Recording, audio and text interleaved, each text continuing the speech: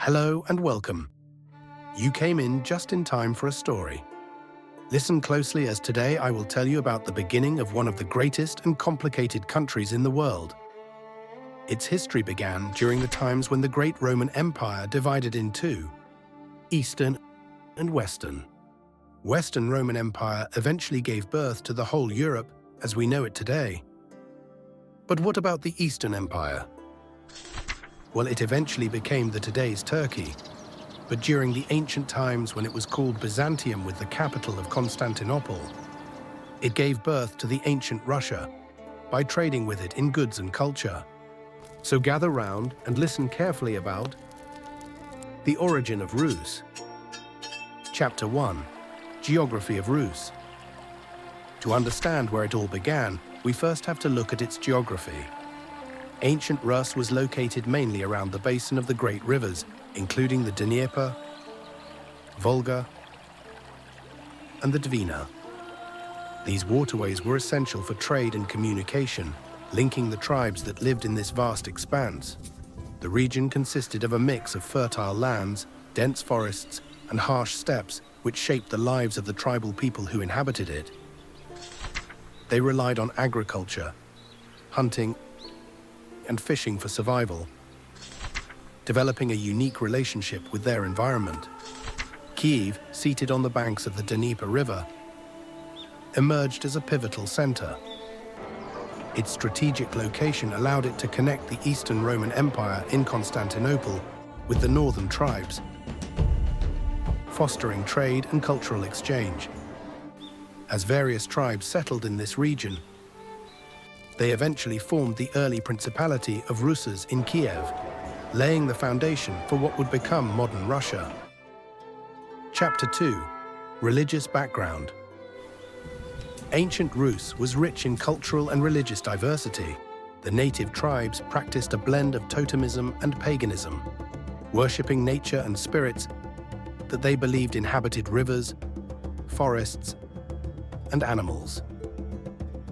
Rituals and offerings were common, as people sought blessings for agriculture and protection from foes. However, the landscape of religion changed dramatically with the arrival of Constantinople's influence. By the late 10th century, the Eastern Orthodox Christianity began to spread through Rus, largely due to the missionary efforts of saints and the political maneuvering of early rulers.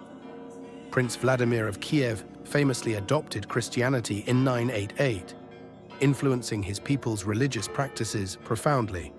This transition marked the beginning of a new cultural era, where the church became a unifying force, laying the groundwork for a shared identity among the diverse tribes of Rus.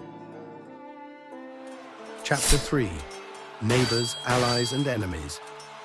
Ancient Rus was situated among formidable neighbors, both allies and enemies. To the west were the Polish and Germanic tribes, while the east saw the fierce raiders of the Mongol Empire. Initially, the Vikings, whom we often call the Varangians, played a significant role in establishing trade routes and forming alliances. They entered the Dnieper River, creating connections with Byzantine territories. However, the same routes led to confrontations as the Vikings also engaged in raids. As Rus emerged as a power, the Mongols became a significant threat. The infamous Mongol invasion in the 13th century devastated much of the region, resulting in a lengthy period of subjugation known as the Mongol Yoke. Yet, throughout these challenges, Rus' leaders sought alliances through wars and truces that would define their place in the world. Chapter 4. Rulers and Heroes. The history of Rus is deeply entwined with its rulers and heroes. At the heart of this history is Knyaz Rurik, an almost mythical figure captured in the tale of bygone years. He is often regarded as the first named ruler of Rus, establishing the Rurik dynasty that would last for centuries. Rurik arrived in 862, uniting the fragmented tribes under a single banner. His leadership provided stability and direction, allowing the fledgling state to flourish. Following Rurik, his descendants, including Igor and the powerful Olga, continued to shape Rus, implementing reforms and expanding territories. As we reflect on these rulers, we see how their decisions and victories would forge the identity of the Russian people impacting the political landscape far beyond their lifetimes. Chapter 5. Literature and Culture. Culture blossomed in ancient Rus, influenced by both its tribal roots and the Eastern Orthodox Church. The intertwining of these traditions gave rise to rich folklore, illuminated by stories of brave warriors, cunning rulers, and mystical creatures.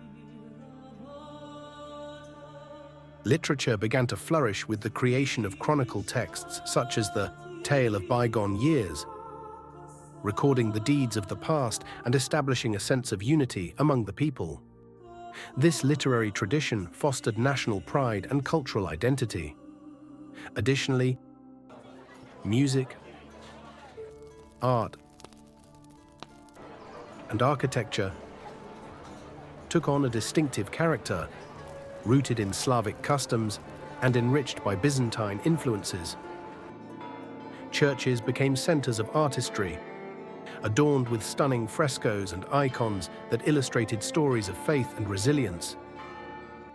In conclusion, the origin of Russia is a tapestry woven from its geography, religious evolution, neighbors' dynamics, rulers' legacies, and cultural richness. This first chapter in understanding Russia sets the stage for future explorations of its vast history and vibrant culture. Thank you for joining us today on this journey through the origins of Russia. We hope this tale inspires you to learn more about this fascinating country and its people. Support the channel with a like and a subscription to hear our stories firsthand.